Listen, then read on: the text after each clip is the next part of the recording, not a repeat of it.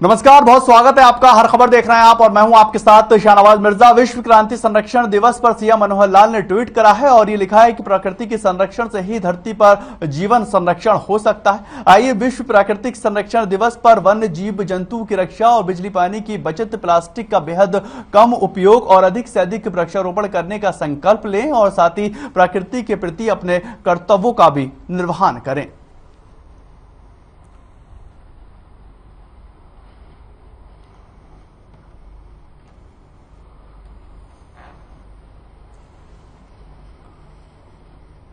उत्तर प्रदेश के शिक्षा मंत्री कंवरपाल गुर्जर ने बताया है कि उज्बेकिस्तान का प्रतिनिधित्व मंडल शिक्षा विभाग का दौरा करने पहुंचा है और हमारी टीब वितरण प्रणाली को काफी सराहाया गया है। साथ ही हरियाणा सरकार से मदद भी मांगी गई है और इसके अलावा हमें उज्बेकिस्तान आने के लिए न्योता दिया गया और उज्बेकिस्तान के 5 छात्रों को हरियाणा की यूनिवर्सिटी में पढ़ाने का आग्रह किया गया है और इसके लिए हमारी ओर से उज्बेकिस्तान हाई कमीशन से पत्र भेजने के लिए भी कहा गया है।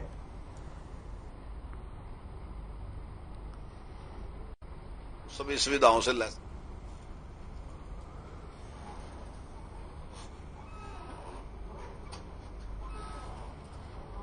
सुबह हमारे शिक्षक देखिए, उन्हें कहीं से भी जानकारी जिस प्रकार से भी मिली होगी, यूट्यूब से, समाचार से या कहीं से भी जानकारी जिस प्रकार से मिली कि हरियाणा में 5 लाख बच्चों को टैब दिए गए और वो सभी सुविधाओं से लैस हैं और 2 GB डाटा भी उनको फ्री दिया गया। तो सारे की जानकारी लेने के बाद वो काफी प्रभावित थे और वो आज सुबह हमारे शिक्षा सदन में आए थे। हमारे अधिकारियों से बातचीत की और अन्य लोगों से बातचीत की उन्होंने, और उसके बाद लास्ट में मुझे मिलने के लिए आए थे।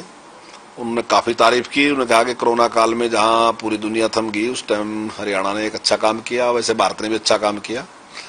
और उन्होंने इस प्रकार का एजुकेशन के मामले में हमारे से सहयोग की भी मांग की कि आप हमें इसमें सहयोग करें और जो आपके एक्सपर्ट हैं, अगर आप हमें उनका सहयोग देंगे तो हमें काफी इसका लाभ।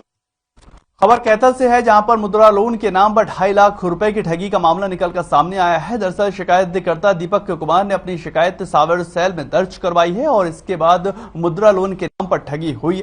ये साइबर ठग हिसार के एक रैकेट को ऑपरेट करते हैं और इन ठगों ने प्रधानमंत्री मुद्रा योजना के तहत लोन लेने के लिए एक वेबसाइट बनाई जो हूबहू सरकारी वेबसाइट जैसी दिखती है और गूगल पर सर्च करने पर आती ही तो ये लोग उसको एक फोन के माध्यम से बातचीत करते हैं और उससे अपने जाल में फंसाते हुए इंसान को नजर आते।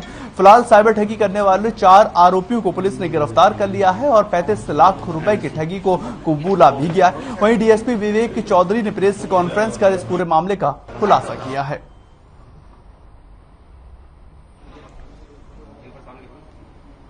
ये 2 नंबर मुकदमा दर्ज किया था, जो नया हमारा साइबर पुलिस स्टेशन बना है, उसमें 2 नंबर मुकदमा दर्ज हुआ। ये दीपक जो है कंप्लेनेंट विक्टिम, जो पाडला से बिलोंग करता है, पाडला गांव कैथल से। इनके साथ एक फ्रॉड हुआ ऑनलाइन। ये 2,31,000 रुपये का फ्रॉड था मुद्रा लोन लेने के नाम पे। तो इसमें हमने जब इंक्वायरी करी, केस रजिस्टर्ड करके फर्दर इन्वेस्टिगेशन करी, इनको ट्रैक डाउन किया इनकी मोबाइल से और इनकी फाइनेंशियल ट्रांजैक्शन से। तो कल हमने परसों 27 तारीख को 4 लोगों को इसमें अरेस्ट किया और इसमें जो लड़के अरेस्ट हुए हैं उसमें एक लड़का अमित है और एक लड़का। उधर रेलवे विभाग ने नौकरी दिलवाने के नाम पर युवाओं से ठगी करने का एक गिरोह का पर्दाफाश किया है और अंबाला की जीआरपी पुलिस ने उनको पकड़ा भी है और गिरोह के 2 सदस्यों को गिरफ्तार किया जा चुका है। गिरफ्तार किए गए आरोपियों से उनके 3 साथियों के बारे में लगातार पूछताछ की जा रही है और मामले की जानकारी में पुलिस से जुटी हुई अंबाला छावनी जीआरपी पुलिस ने बताया है कि उन्हें फोन पर यह सूचना मिली थी कि इस गिरोह के सदस्य अंबाला की छावनी रेलवे स्टेशन पर कुछ युवकों पैसे और फॉर्म लेने के लिए आ रहे हैं और सूचना के आधार पर पुलिस ने अपनी कार्रवाई की। रेलवे में जांच के नाम पर, दिलाने के नाम पर ठगी का एक गिरोह जो है वो जॉब दिलाने के नाम पर ठगी किया करता था और उन सदस्यों को अब गिरफ्तार किया गया। पुलिस ने 5 आरोपियों के खिलाफ मुकदमा दर्ज कर लिया है और मामले की जांच शुरू कर दी है।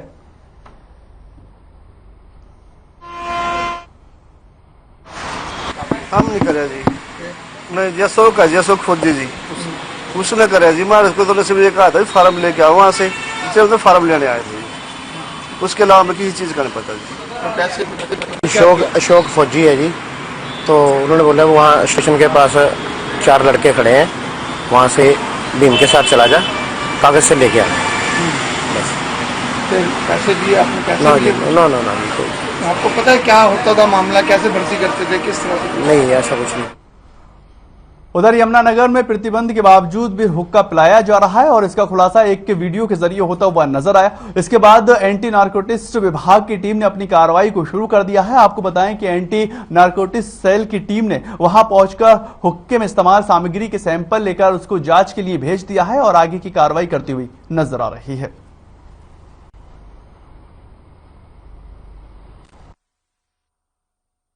हुक्के से जब वहाँ हुक्के जो पिलाते हैं, वो हमारे को जानकारी मिली है युवाओं को जो हुक्का पिलाते हैं, तो उसकी शिकायत पर हम गए थे वहाँ। हमारे को वो तम्बाकू वगैरह जो होता है हुक्के में डलता है वो भी मिले और हुक्के भी मिले हैं। वो हमने कब्जा पुलिस में ले लिए हैं और परीक्षण के लिए हमने FSL के लिए नहीं, हुक्के का एक्साइज विभाग की तो से कोई लाइसेंस जारी नहीं होता और अभी तक मेरे संज्ञान में ऐसा कुछ नहीं आया और अगर ऐसी बात है तो हम पता करेंगे। और एक्साइज की विभाग की तो से हुक्का तो पूरे हरियाणा में ऐसे ही बैन है, हुक्का बार नहीं चला सकते। बार लाइसेंस एक्साइज विभाग का सिर्फ शराब के लिए होता है। उधर हरियाणा सरकार के द्वारा बच्चों का सीनियर सेकेंडरी से पहले मजबूत बेस तैयार कराने के लिए बुनियादी योजनाओं को शुरू किया गया है और उसके तहत सुपर 100 एग्जाम के लिए बच्चे कोचिंग देकर तैयार किए जाएंगे। अंबाला के सरकारी स्कूलों में 9वीं कक्षा में पढ़ने वाले 2979 छात्र बुनियादी शिक्षा के लिए रजिस्ट्रेशन करवा रहे हैं, जिसमें से आज 2670 बच्चे प्रवेश परीक्षा देने के लिए पहुंचे हैं और अंबाला के 10 परीक्षा केंद्रों पर यह परीक्षा ली गई। जिला उप शिक्षा अधिकारी ने बताया है कि OMR शीट पैटर्न पर एग्जाम लिया गया है और जल्दी रिजल्ट डिक्लेयर भी किया जाएगा। वहीं परीक्षा देने पहुंचे बच्चे बुनियादी योजनाओं को लेकर काफी उत्साहित होते हुए भी नजर आए हैं। अगर हम ब्लॉक 1 की बात करते हैं अंबाला डिस्ट्रिक्ट में, तो यहाँ पर 2 सेंटर थे, पुलिस लाइन स्कूल में और प्रेमनगर स्कूल में। तो यहाँ पर दोनों सेंटर्स में मोर देन 92% बच्चे अपीयर हुए और जो एक बहुत अच्छी उपलब्धि है। इससे पहले लास्ट ईयर बच्चे कम अपीयर हुए थे, परंतु बच्चों में इसके प्रति काफी जागरूकता बढ़ी है और इंटरेस्ट भी बढ़ा। जी, हमने विज्ञान का पेपर दिया है और सरकार ने ये योजना चलाई है कि 100 बच्चे पास हुए हैं और इसमें IT और नीट का कोचिंग फ्री मिलेगी, इसलिए हम सरकार का धन्यवाद करते हैं। बुनियाद का एग्जाम दिया है जिससे हमें फायदा ये होगा कि इससे सुपर 100 की तैयारी कराई जाएगी और हमें IT और नीट की कोचिंग।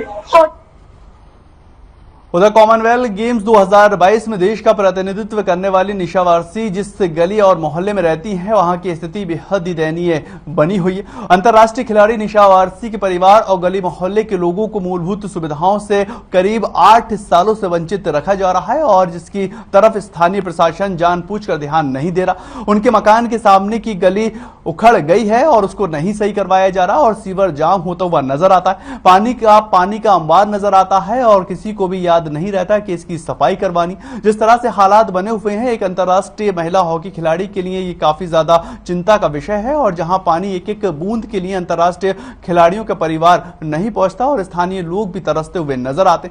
ऐसे हालात ये पैदा हो गए हैं और कोई भी सुध लेने वाला नहीं है।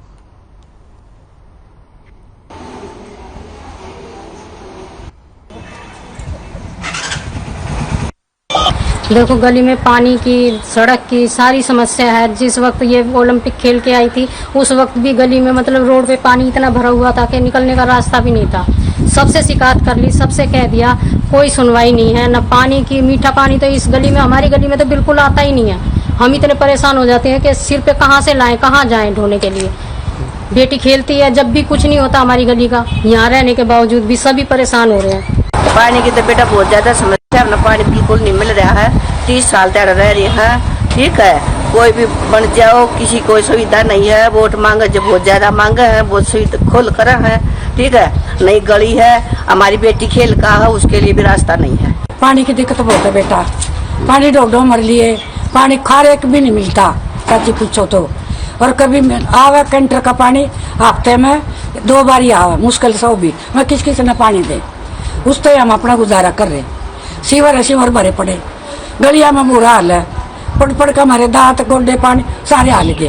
पानी की बेटे बहुत समस्या है। और हमारे यहाँ पानी नहीं है बिल्कुल भी। कालू परचुंगी में अवैध पानी चलता है, कनेक्शन बहुत है वहाँ बहुत पानी देते हैं ये लोग। और बोला तो वो हमारी कोई सुनाई नहीं कर रही है बिल्कुल भी। जब लड़की खेल के आई जी बोल रहे थे सब भी कनेक्शन ये पानी का भी दिलवाएंगे, गली भी करवाएंगे, शिविर भी करवा। सोनीपत जिले के गांव खेवड़ा के रहने वाले डिस्क थ्रोअर सीमा पूनिया अतिल भी इस बार कॉमनवेल्थ गेम्स में अपना दमखम दिखाती हुई नजर आई और सीमा पूनिया ने यहां पर 5वां कॉमनवेल्थ गेम खेला। इससे पहले 2006, 14 और 2018 में कॉमनवेल्थ गेम्स में रजत पदक वो जीत चुकी हैं और 2010 दिल्ली कॉमनवेल्थ गेम्स में कांस्य पदक वो जीत चुकी हैं। एशिया गेम में भी सीमा पूनिया 2014 में स्वर्ण और 2018 में कांस्य पदक जीता था और 2022 ओलंपिक में वो पहले ही खेल चुकी। सीमा पूनिया ने बताया है कि उनकी तैयारियां अच्छी चल रही हैं और आगे भी अच्छा प्रदर्शन करने की उम्मीद है। कैसे बढ़िया कर सका बेटी मेरी इंग्लैंड में खेलने जा रही है और भगवान की दया से, सबकी मेहरबानी, सबकी दुआ से मेरी बेटी का एक की बार बहुत गोल्ड रुक रहा और सारे मेडल ले आई है। आज तक वहाँ खाली नहीं आई, वो कहीं भी गई है। और शादी के बाद भी बहुत मेहनत करी है और अब भी बहुत मेहनत कर रही है। हम मत यो सोचो मेरी बेटी का गोल्ड आ जाओ। मेरा ये मानना है कि सीमा का ये 5वां कॉमनवेल्थ गेम है। सीमा अब तक जितने भी कॉमनवेल्थ गेम में पार्टिसिपेट किया है, सीमा का सभी कॉमनवेल्थ गेम में मेडल है। सीमा का एक गोल्ड मेडल कॉमनवेल्थ गेम में नहीं है किसी भी। तो मेरी तो यही उम्मीद है और उसकी लगन, मेरा मानना है कि अगली बार सीमा देश के लिए गोल्ड मेडल ले गया है और अपने लिए जो कॉमनवेल्थ से गोल्ड ना ले पाने का सूखा है उसको भी वो खत्म। खबर गुरुग्राम से है जहां पर टोल टैक्स पर तैनात कर्मचारी की दादागिरी लगातार बढ़ती ही जा रही है और ताजा मामला सोहाना में बने टोल टैक्स से निकलकर सामने आया है, जहां पर टोल कर्मियों ने एक पति और पत्नी के साथ मारपीट की है और साथ ही महिला का यह भी आरोप है कि टोल कर्मियों ने उसके साथ अश्लीलता भी की। महिला की शिकायत पर पुलिस ने 3 से 4 टोल कर्मचारियों के ऊपर मामला दर्ज कर दिया है और आगे की कार्रवाई शुरू कर दी है।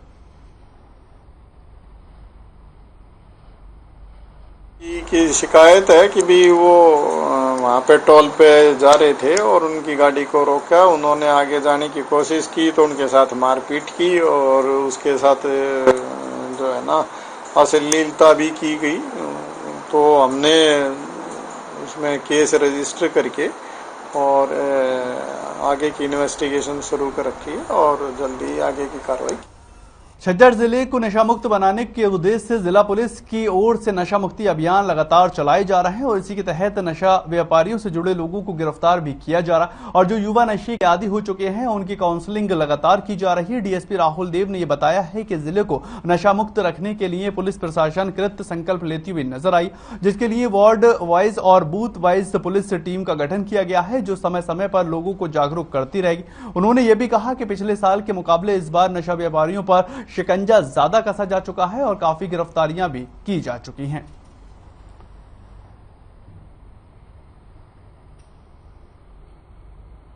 के अंदर जो है ना एक्शन ले रहे हैं। हमने एक स्टेट एक्शन प्लान भी बनाया जिसमें वार्ड लेवल पर भी और बूथ लेवल तक भी हमने कमेटियां बनाई है। अब हम इसको जल्दी इम्प्लीमेंट कर रहे हैं और इस तरीके के कोई भी आते हैं जो नशा लेने के आदी हुए हैं उनकी भी काउंसलिंग करा के ये भी पता कराएंगे कहाँ से वो नशा लेके आ रहे हैं और उनके ऊपर तुरंत। खबर हिसार से आ रही है जहां पर मंत्री कमल गुप्ता और जिला अध्यक्ष कैप्टन भूपेंद्र सिंह सहित कई भारतीय जनता पार्टी के पदाधिकारी और भारतीय जनता पार्टी के कार्यालय के सामने कांग्रेस के सांसद अधीर रंजन चौधरी के खिलाफ पुतला फूका और नारेबाजी की गई। आपको बताएं कि राष्ट्रपति के खिलाफ आपत्तिजनक की टिप्पणी को लेकर अधीर रंजन चौधरी का पुतला और उनके खिलाफ नारेबाजी की गई है और मंत्री कमल गुप्ता ने यह कहा है कि बहुत ही दुर्भाग्य की बात है कि सर्वोच्च पदों के ऊपर बैठे कांग्रेस के नेताओं ने अशोभनीय भाषा का प्रयोग किया। उन्होंने ये भी कहा कि कांग्रेस के वरिष्ठ नेता गणों को मैं ये शर्म आनी चाहिए और उनको माफी मांगनी चाहिए और आगे इस तरह के काम नहीं करने चाहिए। पूरे देश की पूरी वंदनीय हमारी बहन आदिवासी क्षेत्र से आई और पूरे राष्ट्र की प्रथम महिला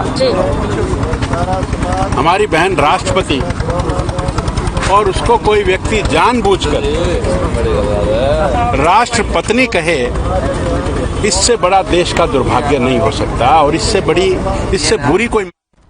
उधर झज्जर में सफाई व्यवस्था राम भरोसे लगातार चल रही है और वहीं निकाय चुनाव में सफाई व्यवस्था और पानी की निकासी का मुद्दा सबसे बड़ा मुद्दे के तौर पर उभरता हुआ सामने आ रहा। लेकिन बरसाती पानी ने आम दुकानदारों का बुरा हाल कर रखा है, जिससे ग्राहकों को काफी दिक्कतों का सामना भी करना पड़ रहा है। दुकानदारों ने यह भी कहा कि पिछले काफी समय से यहाँ पर समस्याएं ज्यों की त्यों बनी हुई है और इस बारे में लगातार अधिकारियों को अवगत करवा चुके हैं, लेकिन कोई भी आश्वासन नहीं मिलता और कोई भी समाधान नहीं होता।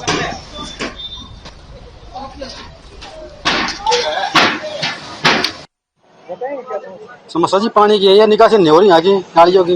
ये देखो क्या हाल है, गंद फैला हुआ है यहाँ का, इधर शहर का सारा। ये यहाँ का नहीं है, पूरे चौक का। तो बारिश आने के बाद तो यहाँ पूरा फैल जाता, पानी हो जाता है यहाँ। ग्राहक कहाँ से आएंगे? उल्टे चले जाएंगे। ग्राहक आएंगे तो साधन खड़ी करने जगह नहीं यहाँ पे।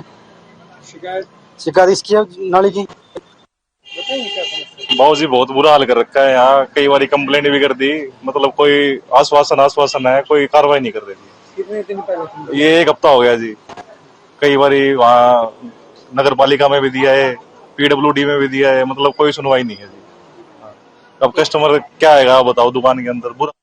उधर खबर अब जिंद से आ रही है, जहां पर 1 से 10 अगस्त के बीच जिंद से कुरुक्षेत्र, दिल्ली, पानीपत, सोनीपत, भटिंडा और फिरोजपुर की तरफ से जाने वाली 8 ट्रेनें 16 महीने बाद पटरी पर लौटती हुई नजर आएंगी, जिसमें से पैसेंजर ट्रेनों को एक्सप्रेस बनाया जाएगा और ये नई टाइम टेबल के साथ चलती हुई नजर आएंगी। फिलहाल इसमें किराया स्पेशल ट्रेन का ही लगेगा, लेकिन 1 अक्टूबर से सामान्य किराया होता हुआ नजर आए। दरअसल पिछले काफी समय से ट्रेनों को चलाने की लगातार डिमांड की जा रही थी। पहले जिंद से भटिंडा, दिल्ली, चंडीगढ़, पानीपत, सोनीपत की करीब 55 ट्रेनें जाया करती थी, लेकिन कोरोना काल से तमाम ट्रेनें जो बंद हो गई थी और लोगों को काफी दिक्कतें हुई थी। अभी 1 तारीख को 2 गाड़ी सोनीपत के लिए रिस्टोर हो रही है और 1 गाड़ी फिरोजपुर के लिए रिस्टोर हो रही है। वो 1 तारीख को रिस्टोर हो जाएंगी। बाकी गाड़ियों का प्लान है, उसकी प्लानिंग की जा रही है। 10 तारीख तक जो है पानीपत के लिए 2 गाड़ियां और चलाएंगी। उधर बवानी खेड़ा क्षेत्र के धनाना जताई में लिंक ड्रेन ओवरफ्लो हो जाने से किसानों की करीब 800 एकड़ फसलें जो हैं वो जलमग्न होती हुई नजर आई हैं और आपको बताएं कि किसानों को खुद ट्रैक्टरों की सहायता से पानी को बाहर निकालना पड़ रहा। किसानों का भी ये कहना है कि प्रशासन से कई बार शिकायत की जा चुकी है, लेकिन अभी तक इसका कोई भी समाधान निकलता नजर नहीं आया है।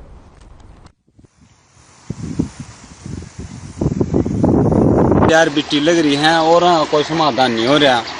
और पानी है परली साइड में 400 किले में पानी है, जमींदार अपना आप उतार रहा है। उरली साइड है हमारा, कम से कम ये ड्रेन है, इसका भी कोई समाधान नहीं हो रहा। हम ड्रेन डाट रहे अपना खेता में, हम अपना प्रबंध हम आप कर रहे हैं। वहाँ पर जल भराव है खेतों के अंदर। यहाँ से ड्रेन किलो से ड्रेन की हाइट 5 फुट या 4 फुट 3 फुट ये है। किले नीचे है, ड्रेन ऊंची है। जो बरसात का पानी है वो यहाँ से निकल नहीं सकता ड्रेन के अंदर, क्योंकि ड्रेन अगर खोदी जाती है तो जमीन का लेवल ड्रेन का नीचा होना चाहिए, किले का ऊंचा। उधर झज्जर के उपायुक्त शक्ति सिंह ने स्वास्थ्य विभाग के अधिकारियों को राष्ट्रीय राजधानी दिल्ली में मंकीपॉक्स के मामले मिलने पर एहतियात के तौर पर आवश्यक स्वास्थ्य इंतजाम करने के सख्त दिशा निर्देश दे दिए। हालांकि इस बीमारी को एक भी मामला अभी जिले में होता हुआ नजर नहीं आया, लेकिन राष्ट्रीय राजधानी दिल्ली से सटा होने के कारण सावधानी लगातार बढ़ती जा रही है। उन्होंने नागरिक अस्पताल झज्जर की स्थापना के वक्त आइसोलेशन वार्ड और अन्य सुविधाओं का भी निरीक्षण करते हुए ये निर्देश दिए हैं।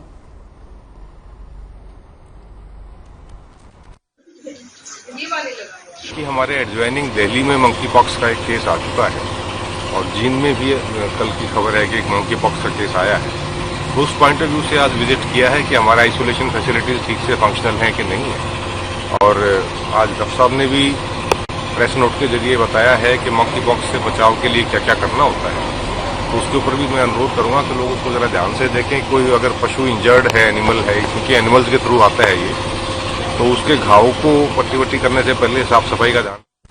उधर हांसी में राज्य स्तरीय पावर लिफ्टिंग की प्रतियोगिता में 2 खिलाड़ियों के द्वारा पदक जीतने पर कुरुक्षेत्र पावर लिफ्टिंग एसोसिएशन ने सम्मानित किया है और ये प्रतियोगिता 22 से 24 जुलाई तक चलती हुई नजर आएगी, जिससे कुरुक्षेत्र पावर लिफ्टिंग एसोसिएशन की ओर से जसवीर सिंह ने मास्टर 2 कैटेगरी में स्वर्ण पदक और इंद्री के हरनमीन ने कांस्य पदक हासिल कर लिया है। और प्रतियोगिता में स्वर्ण पदक जीतने वाले जसवीर अब नेशनल चैंपियनशिप में प्रतिभाग करेंगे।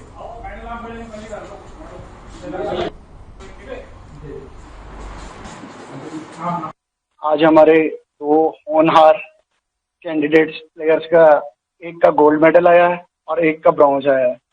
ब्रॉन्ज जो सा है वो 93 सब जूनियर के बीच में आया है और जो गोल्ड आया है वो आया है जी मास्टर 2 जो 50 to 60 वाले एज में आया है। और इनका जो है वो सिलेक्शन नेशनल लेवल के लिए हुआ है जी हरियाणा स्टेट की तरफ से। उधर महेंद्रगढ़ में पुलिस ने 22 मामलों में पकड़ी गई अवैध अंग्रेजी शराब और देसी शराब और बियर की 500 बोतलों को नष्ट किया है और कोर्ट के आदेश पर ड्यूटी मजिस्ट्रेट नारायण दत्त को नियुक्त किया गया था। इसके बाद से ही प्रशासन की तरफ से ड्यूटी मजिस्ट्रेट की मौजूदगी में इन बोतलों को नष्ट किया जा चुका है और इन शराब की पेटियों के लिए गड्ढा खुदवाकर उसमें इन पेटियों को दबाकर नष्ट किया गया और कुल शराब की बोतलों की अगर संख्या की बात करें तो लगभग 500 बताई जा रही है। महेंद्रगढ़ की ये तस्वीर आप देख रहे हैं। अवैध शराब के ऊपर कार्रवाई हुई है और अवैध शराब को लेकर पहले से ही जो प्रशासन है वो अलर्ट मोड पर था। शराब की 500 बोतलों को नष्ट किया गया है और कोर्ट के आदेश पर यह कार्रवाई की गई है। कोर्ट ने सख्त आदेश दिया था कि ये जिस तरह से अवैध शराब है इसको कार्रवाई के तहत किया जाना चाहिए और इसको गड्ढा खोदकर महेंद्रगढ़ के अंदर गड्ढा खोदकर जो है इसको नष्ट किया गया, यानी कि एक बड़ी कार्रवाई यहां पर होती हुई विभागीय तौर पर दिखाई दे रही है। ये हमारी 2021 की जो 22 मत हैं, ये अपने एसडीएम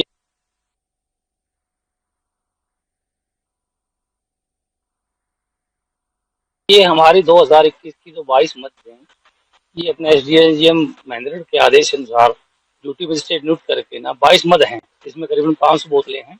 इसमें देसी अंग्रेजी हैं और बियर की बोतलें हैं। इसको हम आदेश के अनुसार हम डिस्ट्राइक। चलिए फिलहाल इस बुलेटिन में इतना ही। ताज़ा खबरों के लिए आप लगातार बने रहें हर खबर के साथ।